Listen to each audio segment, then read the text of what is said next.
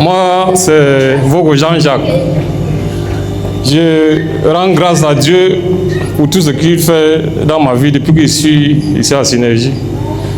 Pour la vie qu'il me donne. Parce qu'il sort, je vais commencer par là, il sort d'une famille de 5 personnes.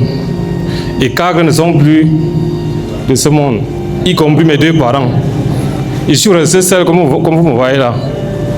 Tu n'es plus seul, mon fils, voici ta soeur.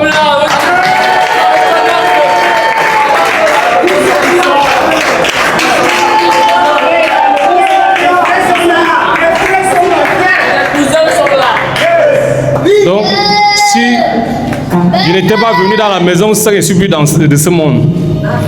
Je remercie beaucoup le prophète Clément et Maman Sorel pour tout ce qu'ils ont déjà fait pour moi depuis que je suis ici à Synergie. Tous ceux qui ont sacrifié des parents de ta famille là, eux-mêmes vont voir, pourquoi tu es le caillou.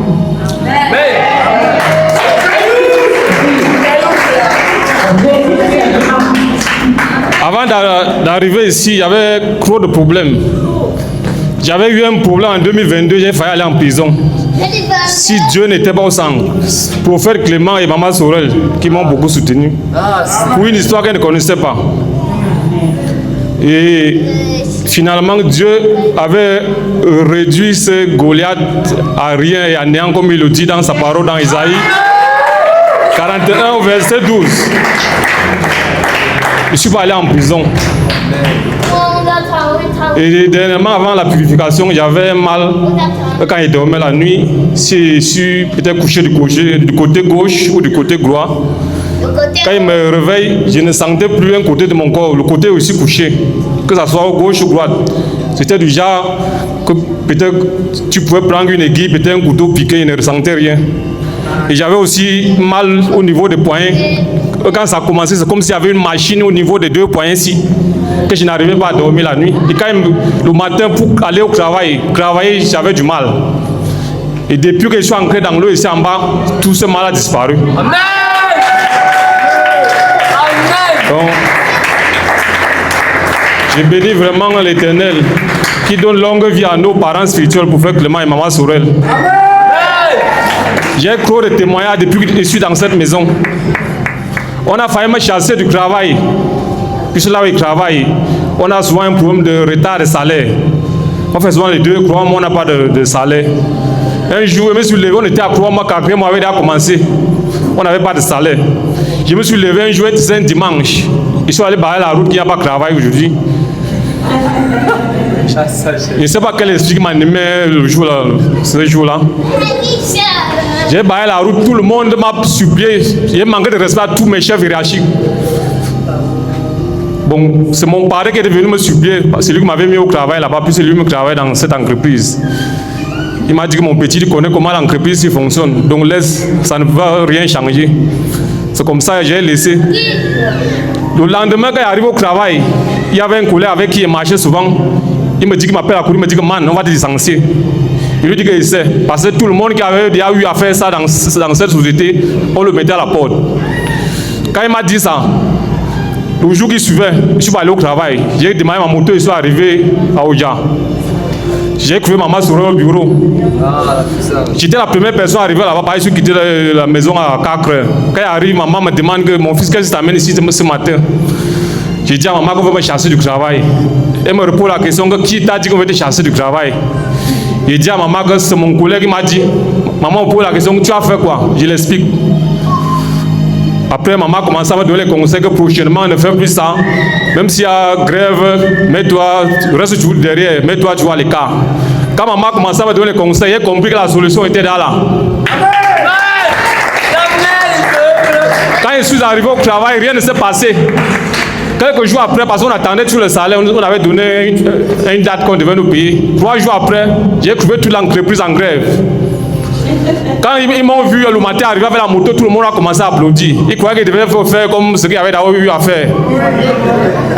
Ils sont allés garer la moto, je suis venu devant eux, leur dire que je ne suis plus avec vous. J'ai fait ma part ici, une place, personne ne m'a soutenu, donc je ne suis plus avec vous. Je suis resté à l'écart comme maman m'avait dit. On a fait comme ça pendant 3 jours, il n'y avait pas de travail. C'est comme ça, on est comme ça en journée, on nous annonce que le préfet du Fou est en train d'arriver.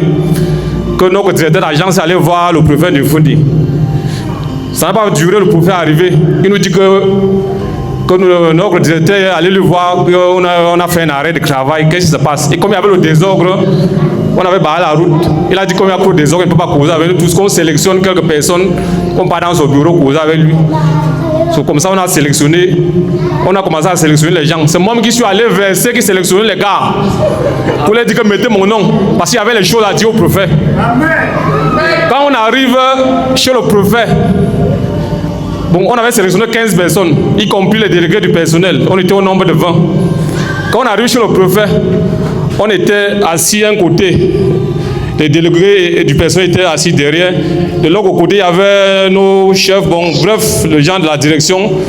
Devant, il y avait le préfet avec le représentant du ministre qui était là, les commissaires. Il y avait les gens. Le préfet était assis, comme Maman Sorel est là. Le préfet prend la parole, il dit que mes enfants, votre directeur est venu me voir que vous avez fait un arrêt de travail, qu'est-ce qui se passe? Et quelqu'un avant de prendre la parole, il lève le doigt. C'est comme ça, moi j'étais assis au premier banc. Et bien aimé, un miracle s'est passé là-bas. J'ai levé le doigt fatigué, j'étais assis devant le préfet. Les gens qui étaient au charbon au fin fond, ils levaient le doigt, ils parlaient. Ils ne connaissaient pas ce qui allait se passer. Donc Dieu était en train de me parler de quelque chose. 14 personnes ont parlé, sauf moi. Et quand on rentre de là, donc quand tu te levais, tu donnais ton nom, tu donnes ton matricule. Notre directeur était assis là, il écrivait le nom. Donc tous ceux qui ont parlé, quand on rentre, demande d'explication. Quand on donne d'abord les demandes d'explication, comme je n'étais pas là le jour là, quand j'arrive le matin, on me dit qu'on a donné les demandes à tous ceux qui sont allés chez le préfet. C'est comme ça, il reste, peut-être comme il n'était pas là, on va donner ma part des demandes d'explication. Il ne reste rien, on ne donne rien. C'est comme ça, même ceux qui n'étaient pas là ce jour, quand ils sont arrivés, on les a donné les demandes. Moi, on ne m'a rien donné. Et le jour qui suivait, on les a tous licenciés. C'est là où les gens viennent vers moi me demander que toi, tu n'étais pas avec les gens ici chez le préfet. Qu'est-ce qui s'est passé? Il a dit que tout le monde qui a parlé chez le préfet, tous ceux qui ont parlé chez le préfet, voilà les résultats. Moi, je n'ai pas parlé. C'est pour ça qu'on m'a pas licencié. Donc Dieu est en train de m'épargner du licenciement. On dit que Dieu est dans cette maison. Donc servons Dieu en esprit, en vérité. J'ai plein de témoignages, je ne peux pas tout vous dire ici aujourd'hui. Donc je bénis Dieu et je demande à Dieu de donner longue vie à nos parents spirituels, le prophète Clément et Maman Sorel, de les augmenter encore la puissance. Donc merci. Je bénis Dieu parmi vous aujourd'hui. Je suis parmi vous aujourd'hui par la grâce de Dieu. Amen. Amen. Et pour commencer, je bénis Dieu pour le serviteur prophète Clément, avec toute sa petite famille qui intercède à ma faveur. Je lui dis merci. Je lui dis vraiment merci parce qu'ils ne m'ont pas oublié. Amen. Pour ceux qui ont constaté que je n'étais pas là, j'ai voyagé pour un chantier là. C'était chez les Bassa. On me dit toujours que les Bassa lançaient les maisons aux gens. Bien aimé, j'ai passé un bon séjour là-bas. Un bon séjour. Et j'ai même eu des amis là-bas. Amen. Peuple de Dieu, je vous dis, ils m'ont choisi même de préparer pour eux. Amen. J'étais devenu cuisinier là-bas. Amen. Cela m'a vraiment changé le cœur. J'ai regardé encore Dieu d'une autre façon. Amen. Cela m'a vraiment... j'ai regardé les choses d'une autre façon. Et j'ai passé un bon séjour là-bas. Et j'ai béni Dieu pour cela. Amen. Moi, c'est papa ici, comme le père lui-même, il m'appelle déjà. Amen. Il m'appelle toujours papa ici, papa ici. Donc, je veux remercier l'Éternel. Je veux remercier l'Éternel pour la paix qu'il met déjà dans mon cœur. Parce que je sors de très très loin. S'il y avait une personne qui me connaissait dans la salle, il peut vous dire, j'ai été un gros homme d'affaires dans ce pays. Si vous voyez les années 2015, il y avait une agence qui passait la Bible à voyage. C'était moi le promoteur.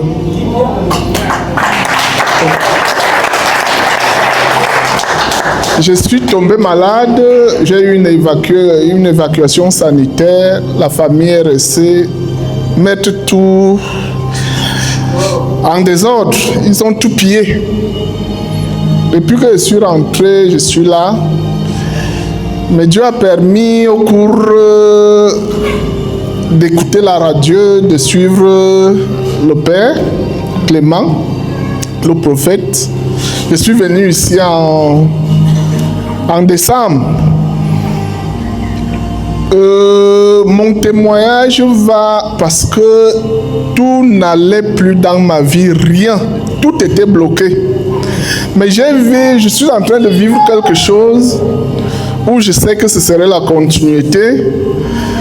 J'ai donné une de mes maisons à une église que je ne veux pas donner le nom pour ne pas faire la publicité. L'année passée, pour avoir de l'argent, ce n'était pas possible. Mais fort heureusement, après le lavage ici, je suis rentré, on m'a appelé, on m'a demandé ce qui n'allait pas, j'ai dit. Mais il y a 2 ou 3 jours, j'ai été payé de l'année passée de pareil comme cette année qui commence. Donc, comment ne pas rendre grâce à Dieu? Je sais que ce que je fais là, c'est un petit témoignage. Les gros témoignages arrivent. Amen. Bien-aimé. Voilà. Moi, c'est Talin Dieudonné Faubert. Depuis que je suis ici, Synergie, vraiment, ma santé, ma vie privée, spirituelle, je suis en train de voir que ça va aller. Parce que samedi passé, j'étais avec le Père au suivi. Ce qui me donne comme le remède, je bois. 5e jour, vers 5 heures, je dors comme ça là. Comme j'entends la voix de ma maman. Ma maman est encore vivante. Mais j'entends la voix de ma maman dans mon atelier. J'entends quand je veux regarder comment voir ma maman. Comme mon atelier avait le mezzanine, les planches comme ça là. Je sens comme si je veux se fondre, tout ça. Je sens maman est en train de parler ou quoi, il donnait que mon habit que vous avez déchiré. Vous partiez, il donnait donc, il priait, il parlait, ma maman parlait. Je sens quelque chose sort dans moi, je suis sorti au lit. Pour vous dire vraiment, ici dedans, ça va aller. Parce que c'est sorti dans moi comme un esprit. Quand ma maman parlait, ça c'est un peu le témoignage que je vous donne. Je sais que ça va se suivre. Merci.